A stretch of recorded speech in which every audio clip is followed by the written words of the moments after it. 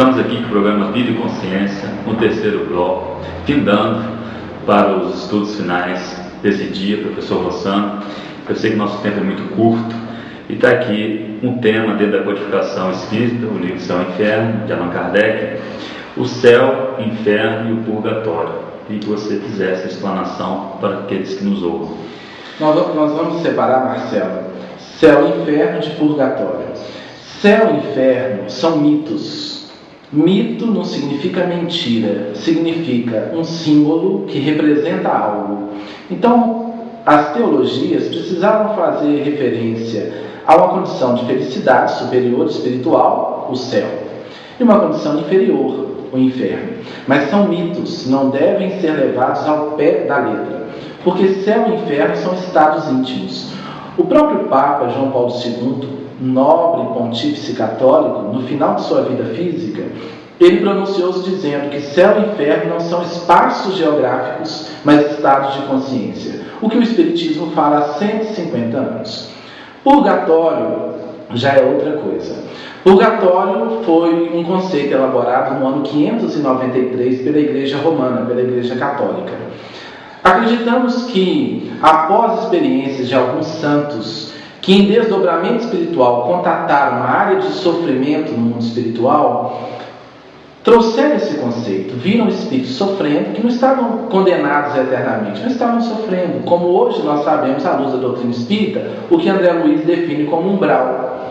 Então o purgatório surgiu aí no ano 593, definindo essa região de sofrimento no mundo espiritual.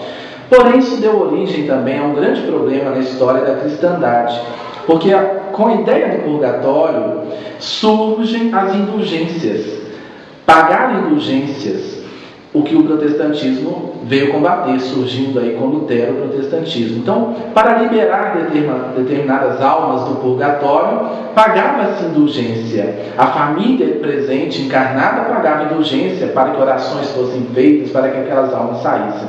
Então, uma ideia muito positiva, a ideia do purgatório, naquela época, porque é uma ideia mais justa do que do inferno eterno, mas depois deu origem a alguns problemas. Então, céu e inferno são condições conscienciais que no mundo espiritual se concretizam de acordo com a vida íntima que cada um trouxe. Levando isso aí em consideração, traduzindo, às vezes num linguajar mais fácil, acessível, o céu como paz, alegria, o inferno como tristezas, maledicências, o purgatório uma faixa de reaproximação, de reaprendizado. Exatamente. Não sei se assim posso falar. Perfeitamente. Nós gostaríamos até de contar uma história para fechar a nossa parte nesse bloco. Um turista muito curioso pediu a um anjo para visitar o inferno. Ele chegou no inferno e havia uma mesa posta, repleta dos mais saborosos alimentos, mas ele percebeu que os presentes estavam macérrimos, desfigurados de tanta fome. Ele observou que os talheres tinham hastes imensas e que as pessoas não conseguiam pegar a comida no prato, no inferno, e levar à própria boca, portanto passavam fome. Ele ficou impactado com a cena e pediu ao anjo que o conduzisse, se possível, ao estágio celestial, ao céu. Chegou lá no céu e viu a mesma mesa posta com os mais saborosos alimentos.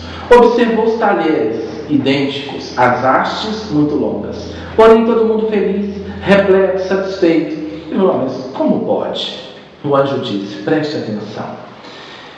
Lá no céu, cada um pegava a comida no próprio prato, mas conduzia à boca do próximo, sentado à sua frente. Então ele percebeu que a diferença única é que no inferno era postura egocêntrica, cada um olhando somente para si e sofrendo, porque não tinha descoberto o amor.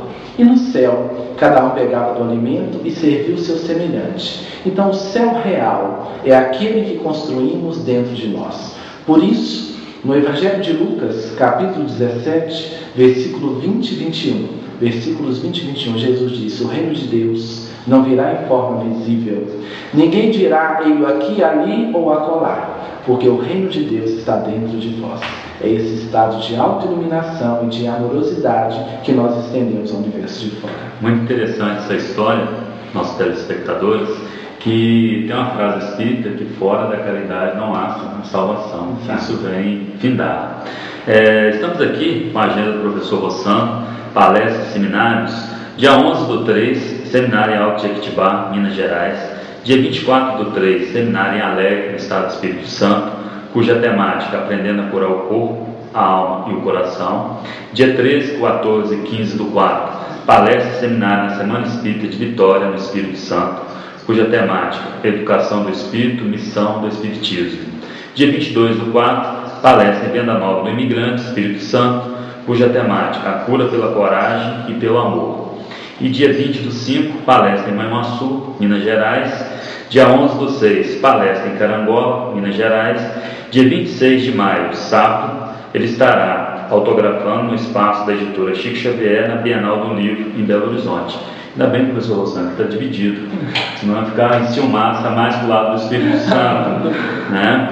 E queria deixar aqui contatos para perguntas, www.portalesferofeliz.com.br, rossanosobrinho@yahoo.com.br e marcelosouza-rec@hotmail.com. Desde já queria agradecer por mais esse programa, né? Estar de volta. O programa me fez muita falta, porque é um compromisso que assumimos com a doutrina espírita e com o nosso mesmo, né, Rossano? Sem dúvida.